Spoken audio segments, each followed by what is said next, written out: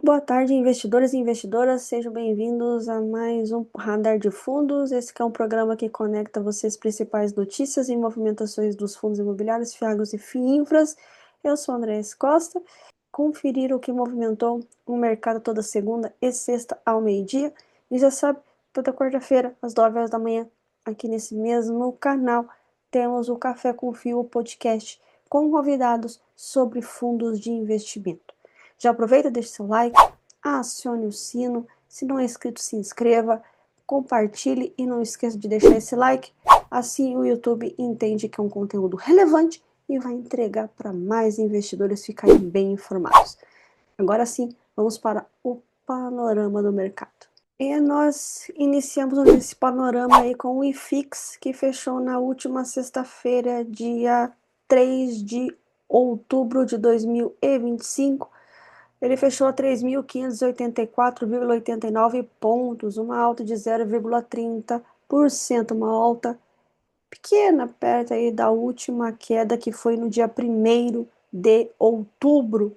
E após esse panorama do mercado com o IFIX, começamos aí as news e fatos relevantes. Eu quero trazer uma notícia aqui em relação à reforma tributária para vocês, sobre o aluguéis a partir de 2026 e em relação aí à alternativa mais interessante para você, investidor e investidora. Recapitulando, a Lei Complementar número 214/2025, a nossa reforma tributária, vai introduzir o regime de IVA, IVA, CBS mais IBS para substituir tributos como ISS, PIS e COFINS. O que muda para imóveis de aluguéis é algo que veio sendo debatido aí nas mídias sociais e agora eu quero trazer para vocês ficarem atentos a respeito das mudanças e em relação aí a produtos alternativos e mais interessantes. Bem, o que muda para os imóveis de aluguéis? A alíquota padrão do IVA, estimada em 28%, para aluguéis residenciais deverá ter desconto de 70% sobre essa base, resultando em aproximadamente 8,4% sobre o valor bruto recebido. Para locações de curta duração, tipo Airbnb, a alíquota será de aproximadamente 16,8%. Tributação, então, total estimada. Bem, somando o imposto de renda mais o IVA, a carga tributária pode consumir em até aproximadamente 40% da renda do investidor de aluguéis. Estamos ainda passando por um processo dessa reforma tributária, vamos ver se isso realmente vai se aplicar à prática, mas no momento, em 6 de outubro de 2025, é isso que nós temos em relação à reforma tributária em questão aí dos imóveis de aluguel. Quais que são os riscos emergentes a respeito? Bem, ultrapassar o limite da receita com aluguéis pode gerar tributação sobre todo o valor recebido, não só sobre excedente. Repasse de custos para os inquilinos pode elevar a vacância e dificultar aí as locações, maior competição no mercado de aluguéis. Qual que é a alternativa ali interessante para os investidores? É os fundos imobiliários. Menos burocracia, sem lidar diretamente com propriedade física, manutenção, mudança de inquilino, vacância, entre outros, recebimento de rendimentos recorrentes, valorização das cotas em bolsa de valores, com transparência diária, possibilidade de diversificação entre diferentes setores imobiliários. Então, concluindo tudo isso, investir diretamente em imóveis para alugar se torna um pouco menos atraente em função do aumento da carga tributária. E FIIs aparecem como uma alternativa interessante para quem busca renda passiva. Importância de equilíbrio e diversificação de carteira, considerando custos fiscais, liquidez e gestão, que são pontos chaves ali. Mas eu quis trazer porque veio se falando muito a respeito e para você que ainda não entende o que está acontecendo em relação às mudanças, e também você quer uma alternativa interessante para investimento, não é recomendação, mas é algo ali para se estudar Alternativamente, em relação a imóveis físicos, que vai ter aí alterações significativas. Agora sim, eu vou para os fatos relevantes. Começamos com o FII Edifício Ouro Invest EDFO11, que comunicou um aditivo em contrato de locação com Ouribank, estendendo os prazos até outubro de 2026. Os contratos abrangem várias áreas do edifício, inclusive vagas de garagem, nos subsolos. Os contratos antigos foram estendidos para outubro de 2026. Agora há uma estipulação de 60 dias de aviso prévio em caso de desocupação antecipada. Essa cláusula aí acaba garantindo que os aluguéis e encargos sejam pagos mesmo se o locatário deixar o imóvel antes do prazo. A gestora Telos Investimentos, desde que assumiu a administração, revisa contratos e busca reduzir custos condominiais. Há foco na prospecção de novos inquilinos para as áreas vagas, visando a valorização do imóvel. Tem algum risco aí de rescisão anterior? Bem, abril o fundo teve uma rescisão antecipada de locação de uma das salas do 13º andar ocupada pela Supplier. O contrato vigente iria até 2 de dezembro de 2025, então o contrato prevê a multa proporcional para a desocupação antecipada. O próximo fato relevante.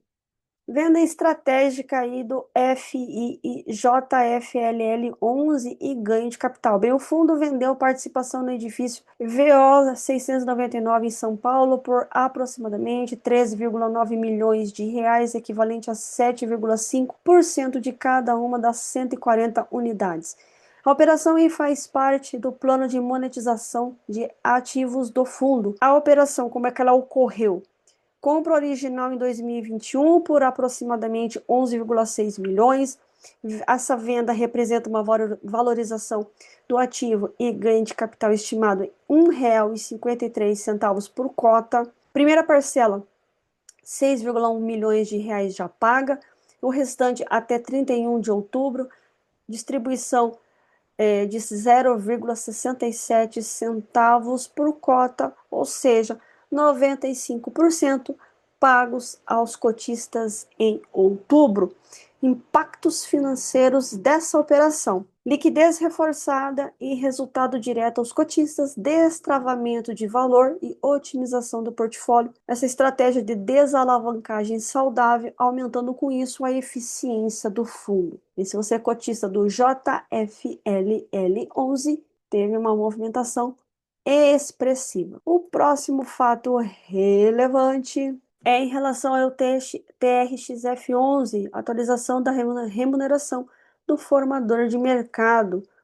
Bem, o fato relevante divulgado pela TRX Real Estate Fundo de Investimentos Imobiliários, o nosso TRXF11, sobre o ajuste de remuneração do formador de mercado. É entre o TRXF11 e o formador de mercado atual, que é a XP Investimento. Quais que são as mudanças, né?